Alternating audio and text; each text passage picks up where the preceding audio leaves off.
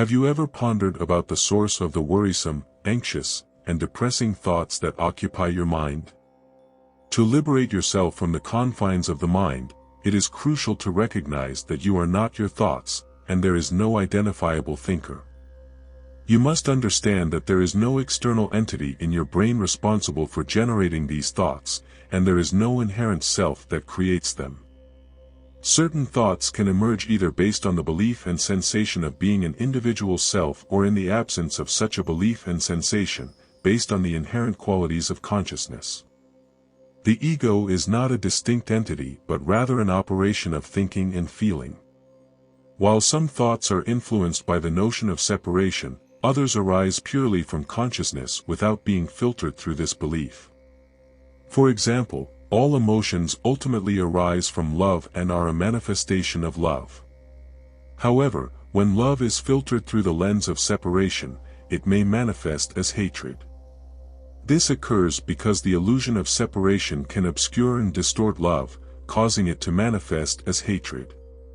Consciousness has the freedom to manifest in any form it chooses, but when it localizes itself in the form of a finite mind, it overlooks its true nature and accepts its senses and perceptions as reality. This is because the nature of localization is to perceive and comprehend everything from the perspective of that finite mind, which is prone to accepting the information it receives from its senses and thoughts. The self-proclaimed thinker, or me, is just another thought, as the ego is cunning in its pursuit of identity.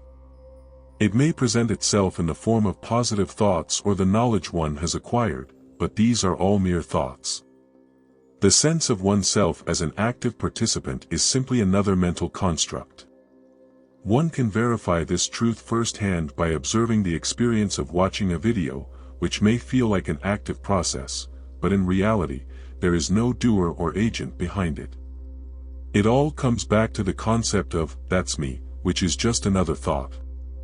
While it may feel like we are the ones controlling our thoughts, the reality is that thoughts are just happening, and we don't have as much control over them as we think we do. If we could control them, it would be easy to put an end to overthinking, anxiety, fear, and suffering. However, this is not the case. The reason these thoughts hold so much power over us is that we identify with them as being ours and believe that we are the ones thinking them.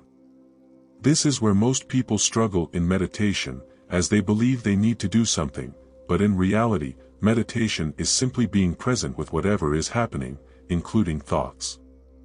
The mind is a tool that should be used for specific tasks and set aside once completed. However, most people's thinking is repetitive, useless, and often negative, leading to a loss of vital energy. This compulsive thinking is like an addiction where you feel you no longer have a choice to stop, and it gives a false sense of pleasure that ultimately leads to pain. People identify themselves with their minds and create a false self or ego, which is based on their past experiences and future projections.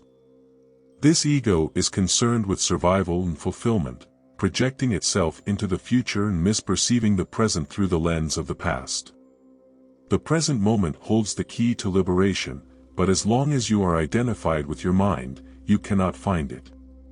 While thinking is a valuable gift, the predominance of mind has become a monster that threatens our existence. We must evolve beyond this stage of consciousness urgently. Thinking and consciousness are not the same. Consciousness is not limited to thinking, as thinking cannot exist without consciousness, but consciousness can exist without thinking. Enlightened individuals rise above thinking rather than returning to a state below thoughts, such as that of animals or plants. In an enlightened state, the thinking mind is still used but in a more focused and efficient manner. The internal dialogue is no longer involuntary, and inner stillness is present. In order to think creatively, one must oscillate between thought and no mind or consciousness without thought, which allows thought to have real power. Thought alone, disconnected from the greater realm of consciousness, becomes barren, insane, and destructive. The mind is a survival machine and is not inherently creative. True artists and scientists create from a place of no mind, from inner stillness. The intelligence at work within the body is far greater than the mind, and when the mind reconnects with it, it becomes a wonderful tool that serves something greater than itself. We tend to give power to every thought that arises, which can be destructive. However, the good news is that we are not these thoughts, we are the awareness of them. Without awareness, these thoughts wouldn't exist. It's essential to constantly inquire about this to break through and realize it. Engaging in a practice of self-inquiry, questioning the nature of our thoughts and the idea of a separate me, can help us recognize that the sense of a separate self is just another thought, and our true nature is pure awareness.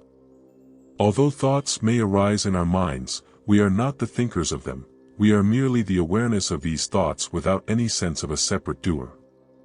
By not reacting to every single thought that arises and becoming still, we can see clearly that we are that which is aware of the thoughts, not the thinker of them.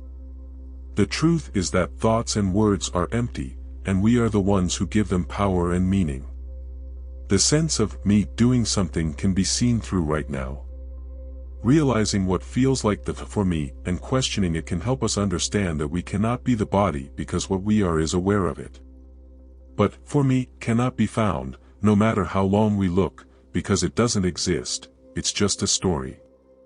This realization brings us closer to the freedom we seek, which is already free.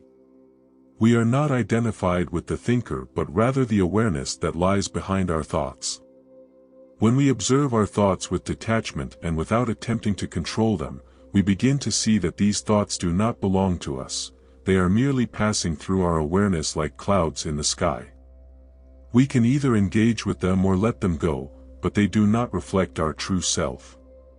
By realizing that the sense of a doer is an illusion, we can liberate ourselves from the restrictions of our own thoughts and behaviors. We can live in a perpetual state of awareness, observing our thoughts without any attachment or judgment. This can lead to greater peace, clarity, and satisfaction in our lives. In conclusion, the idea of a doer is nothing more than an illusion. We are not the thinkers behind our thoughts, but the awareness behind them. By recognizing this truth, we can release ourselves from the limitations of our minds and experience a fuller present moment. I hope you liked this video. Subscribe for more such videos. Thanks for watching.